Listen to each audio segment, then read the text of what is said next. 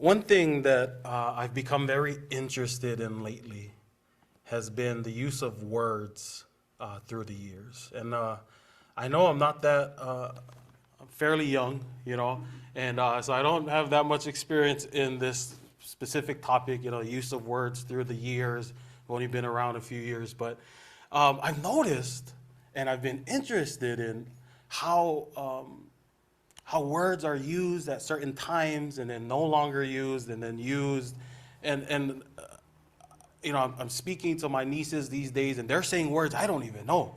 Words that they're getting from influencers, YouTubers, words that I'm thinking they're making up. And so I've been kind of doing my own mental checking and following up on these sort of things. For starters, I noticed that there are words that people used to use a lot in the past that we rarely hear today, like groovy, right?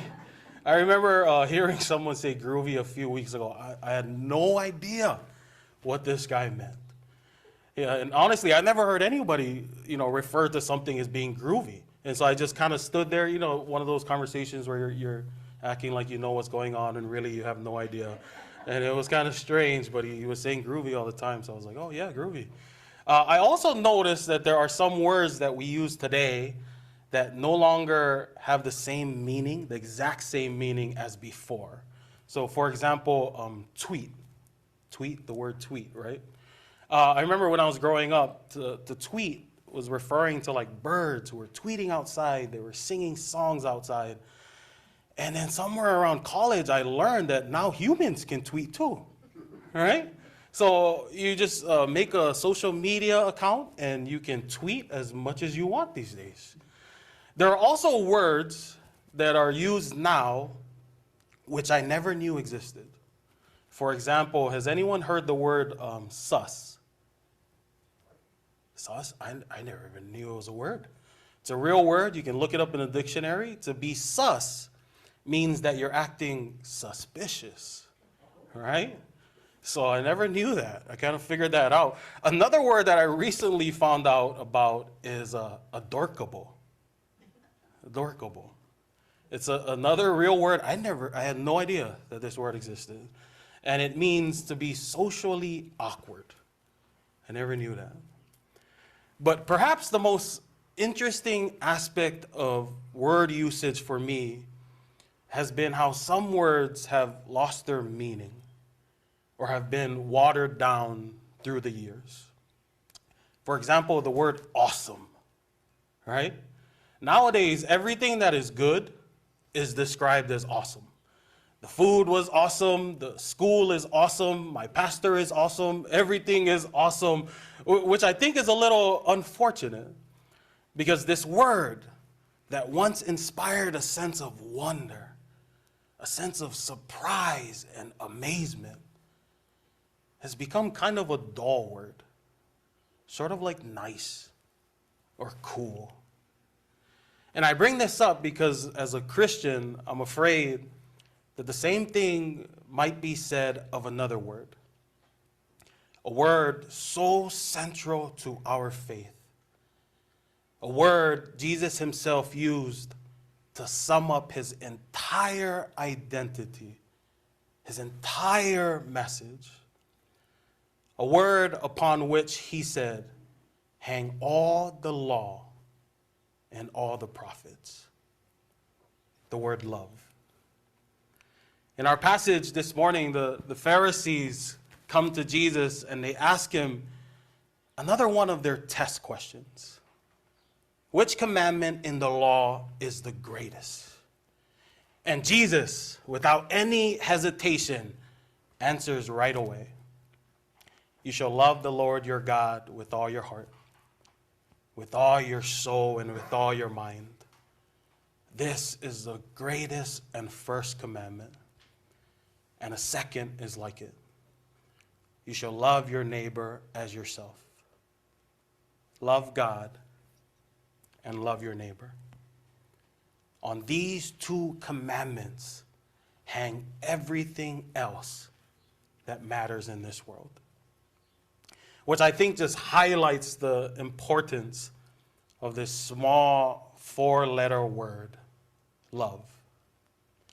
And sometimes I fear that these days we say and we hear this word so much that it no longer carries the depth, it no longer carries the meaning Jesus intended when he said it. And I'm not sure if it's because we've heard passages about love so many times that we've just become numb to these passages by now. We've become complacent when it comes to love, to the point where we no longer sit uncomfortably with what love really means or really looks like for our lives. I'm not sure if it's because of Hollywood movies or romance novels, but it just seems these days that the word love has been reduced to just a feeling we get out of our own enjoyment. But this is where I think our overuse or our misuse of the word love gets us into trouble. I mean, there's so many things in life that we love, right? We love our favorite celebrities. We love certain movies, certain television shows.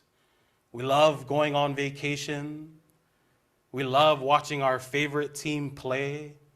We love food. We love snacks, which isn't a bad thing.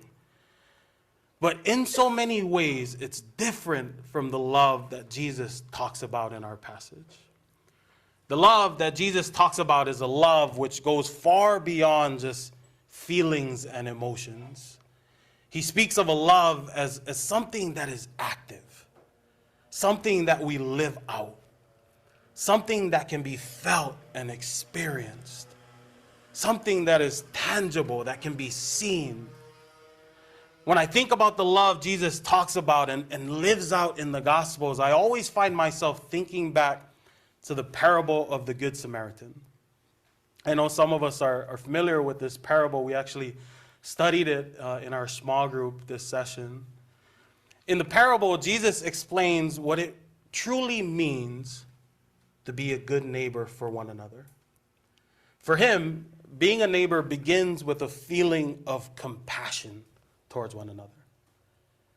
A feeling that when we see people who are struggling with hardship and loss, people on the side of the road who have been beaten, that he uses in the parable, there's usually a feeling of sorrow, a feeling of empathy that we experience in our hearts, almost as if their pain is also our pain.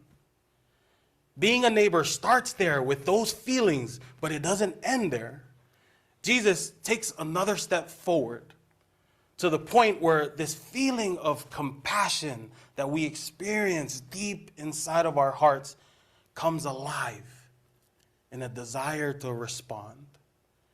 It comes alive in a yearning to take action, in a wanting to do something, to be present with one another in times of desperation and need. He says that the Good Samaritan, the good neighbor, is not just someone who sees somebody hurt on the side of the road and feels compassion for them. A good neighbor is somebody who goes beyond that feeling, reaches out and offers care for that individual. For Jesus, love isn't passive, it's practiced.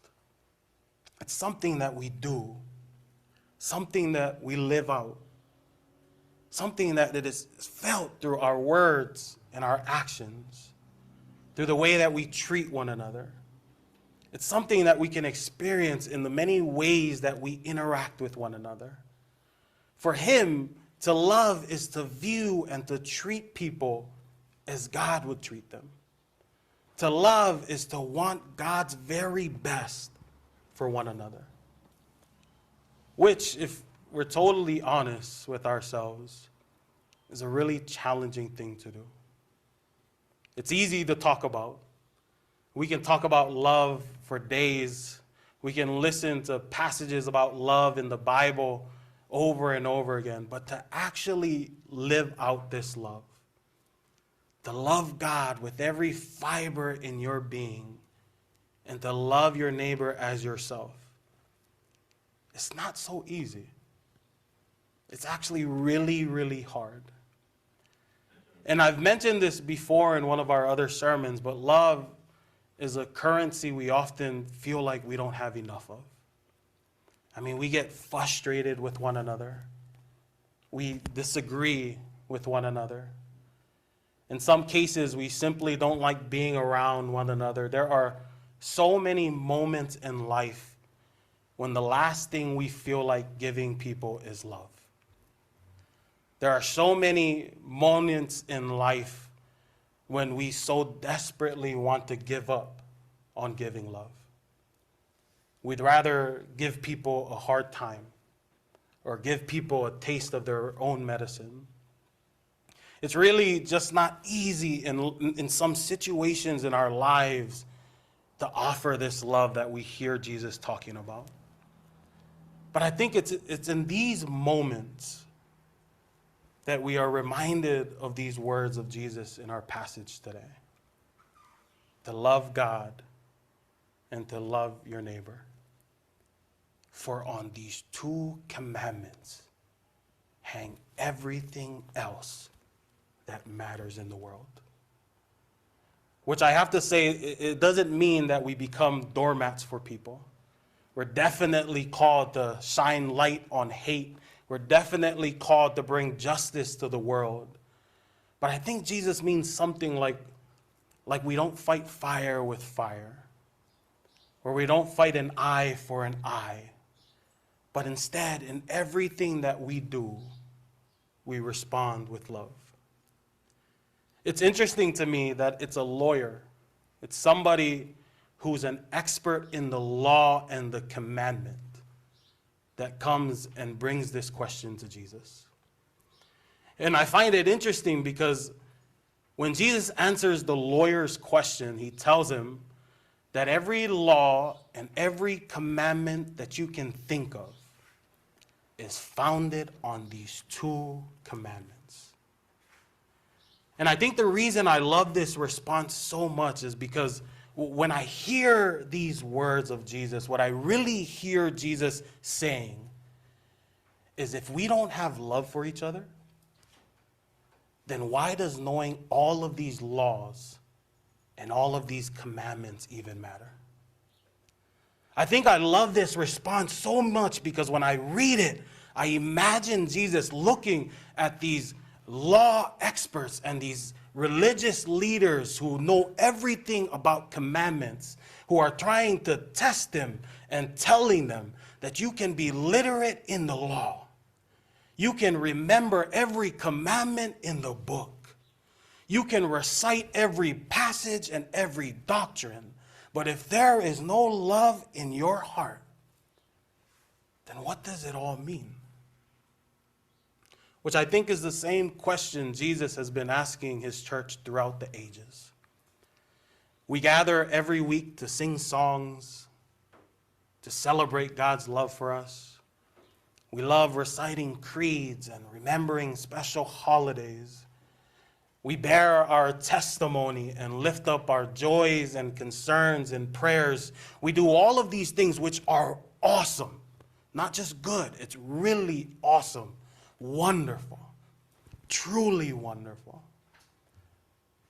But what does it all mean if we don't have love? What does it all mean if there isn't a sense of compassion in our hearts for one another? A desire to live out this love in our lives? What does it all mean if we aren't helping each other in our times of need?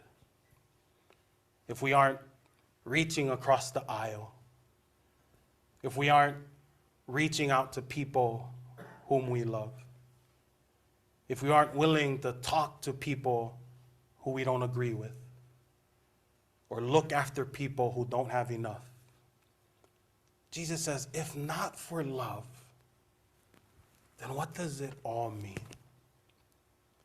You really want to know what the most important commandment is? Love God with your absolute everything. And love your neighbor as yourself. Because without love, none of this matters. One of my biggest struggles this week has been coming up with a a sermon title of all things, which is really strange for me.